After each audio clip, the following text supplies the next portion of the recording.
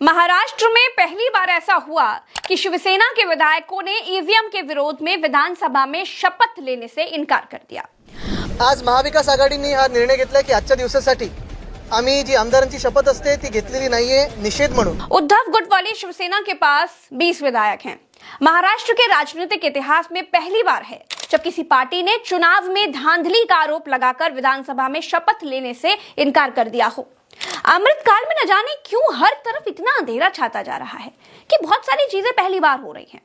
महाराष्ट्र के माकरवाड़ी गांव में पहली बार ऐसा हुआ कि कैसे उनके वोट महायुति में चले गए जिन्होंने उनको वोट ही नहीं किया था। ये चेक करने के लिए गांव के लोगों ने अपना खुद का पोलिंग बूथ बना लिया और वोटों की धांधली चेक करने के लिए बैलेट से एक मॉक चुनाव करने की ठान ली। अब इसका पता चुनाव आयोग को चल गया, पुलिस को लग गया, सरकार को भी लग गया। तो भाई हुआ ये कि गांव की पोलिंग बंद करा दी गई, धारा 144 लागू कर दी गई, जबकि इसमें न सरकार से कोई मदद मांगी गई न पैसे मांगे गए। लेकिन ईवीएम से कितनी धांधली की गई ये चेक करने के लिए जब गांव वालों ने अपने खर्च पर बैलेट से मॉक वोटिंग करने का मन बना लिया तो वोटिंग पुलिस ने रुकवा दी। ये कैसा डर है भाई? ईवीएम पर आज की तारीख में किसी दल को भरोसा नहीं है। वोटर तक को नहीं मालूम है कि वोट कहां जा रहा है। कांग्रेस ने भारत जोड़ो यात्रा की तरह ईवीएम के खिलाफ यात्रा निकालने की बात कह दी है। अखिलेश यादव संसद में बोल चुके हैं कि चाहे वो 80 की 80 सीटें जीत जाएं, फिर भी वो ईवीएम पर भरोसा नहीं करेंगे। मायावती जी ने भी यहां तक कह दिया कि जब तक ईवीएम है तब तक वो उपचुनाव लड़ेंगी ही नहीं। अब उद्धव ठाकरे वाली शिवसेना ने भी ईवीएम के खिलाफ मोर्चा खोल दिया है और उनके अपने विधायकों को विधानसभा में शपथ नहीं दिलाई गई। दोस्तों, दूसरी तरफ महाराष्ट्र में एक और प्रयोग चल रहा है और ये प्रयोग एकनाथ शिंदे को जल्द ही बर्फ में लगाने जैसा चल रहा है। दोस्तों, आप देखिए कि क्या ये केवल संयोग है कि जब साल 2019 में अजीत पवार फडणवीस के साथ सुबह सुबह ही शपथ ले लेते हैं तो उनके ऊपर चल रही नो एंटी करप्शन जांचें बंद कर दी जाती हैं। क्या ये केवल संयोग है कि बीजेपी से अपने ऊपर चल रहे केसेस हटवा करके 3 दिन के भीतर ही अजीत पवार बीजेपी का साथ छोड़ देते हैं? क्या ये केवल संयोग है कि फडणवीस का साथ छोड़ने के बाद 2021 में मोदी के इनकम टैक्स ने अजीत पवार की 1000 करोड़ की संपत्ति सीज कर ली? क्या ये केवल संयोग है कि तीसरी बार बीजेपी के साथ आते ही डिप्टी सीएम की शपथ लेने के 2 दिन के भीतर ही अजीत पवार की जब्त बेनामी संपत्ति रिलीज करने का आदेश आ गया? यह संयोग नहीं हो सकता। 2021 में अजीत पवार की जो बेनामी संपत्ति जब्त की गई थी उसमें 400 करोड़ से ज्यादा मार्केट वैल्यू की जरंदेश्वर शुगर फैक्ट्री थी। साउथ दिल्ली में स्थित 20 करोड़ रुपए का फ्लैट था। पार्थ पावर का निर्मल ऑफिस था, इसकी कीमत 25 करोड़ रुपए थी। गोवा में 250 करोड़ रुपए का निलय रिजॉर्ट था।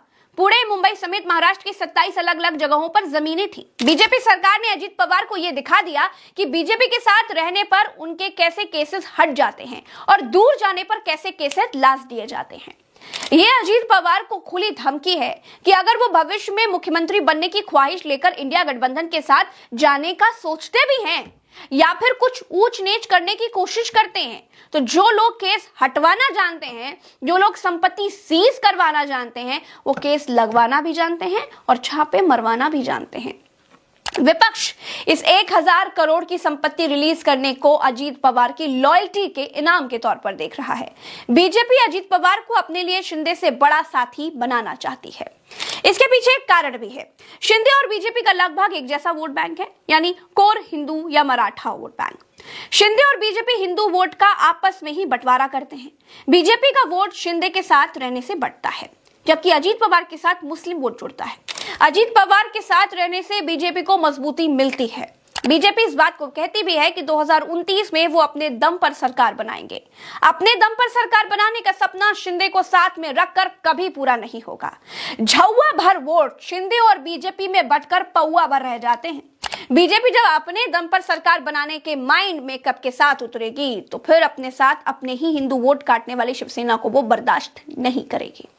शिंदे या तो कमजोर होकर बीजेपी के साथ रहें तो रह पाएंगे, या फिर अजीत पवार के पीछे खड़े होना स्वीकार करेंगे तो रह पाएंगे। शिंदे को उद्धव ठाकरे वाली शिवसेना बीजेपी कभी भी बनने नहीं देगी। यही वजह है कि अजीत पवार को तो उनका मनपसंद वित्त विभाग मिल रहा है, अजीत पवार के केस भी माफ हो रहे हैं, लेकिन शिंदे को गृह विभाग नहीं दिया जा रहा है। शिंदे को शहरी विकास और राजस्व मंत्रालय में ही निपटाया जा रहा है। फडणवीस कहते हैं कि वो गृह विभाग अपने पास ही रखेंगे। मूल रूप से हमको लगता है कि गृह विभाग हमारे पास रहना चाहिए और हमेशा हमारे साथ रहा हुआ है।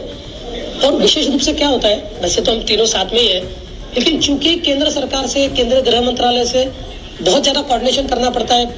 नक्सल की समस्या है, मुंबई जैसा एक शहर है जो मैं समझता हूँ बहुत वल्नरेबल शहर है, एक प्रकार से आर्थिक राजधानी है, तो इसलिए आसान होता है। ईवीएम से मिला हो या जनता से, दोस्तों महाराष्ट्र में महायुति को स्थिर सरकार चलाने के नंबर तो हैं, लेकिन फिर भी सरकार के भीतर मंत्रालयों को लेकर झगड़ा है। महायुति में अजीत पवार जितना ज्यादा बीजेपी के कृतज्ञ होंगे, अजीत पवार जितना फडणवीस के करीब होंगे, शिंदे की राह में उतने ही कांटे बिछते चले जाएंगे। अभी मंत्रालय की लड़ाई है, आगे कामकाज की लड़ाई होगी। शिंदे कामों पर अपना ठप्पा लगाना चाहेंगे और फडणवीस अपनी भूमिका को प्रमुखता से दिखाएंगे। इसीलिए जानकार ये मानते हैं कि महाराष्ट्र में शपथ ग्रहण से लड़ाई शांत नहीं बल्कि शुरू हो गई है। दोस्तों इस वीडियो में इतना ही, चलते हैं। राम राम, दुआ सलाम, जय हिंद। चैनल पर नए हैं तो चैनल को सब्सक्राइब जरूर कीजिएगा। नमस्कार।